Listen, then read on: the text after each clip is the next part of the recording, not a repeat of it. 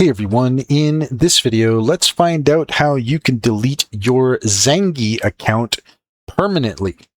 In order to do so, here we are at Zangi.com, and to find the answer to our question, let's go ahead and check in with Perplexity to find out how we can delete our Zangi account permanently. To permanently delete your Zangi account, open the app, go to Settings, then Privacy, and choose Delete Account. Confirm the deletion and all your messages, call history, profile info, groups, and account data will be erased. This process is irreversible. And that's all there is to it. If you found this video helpful, please leave a comment and like and subscribe. And don't forget to set your notifications for more helpful tips.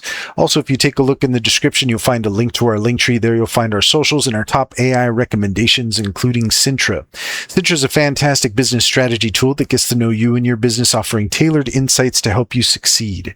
Check out our YouTube playlist all about Sintra and use our referral code SKILLCRAFT60 to get 60% off your first month subscription.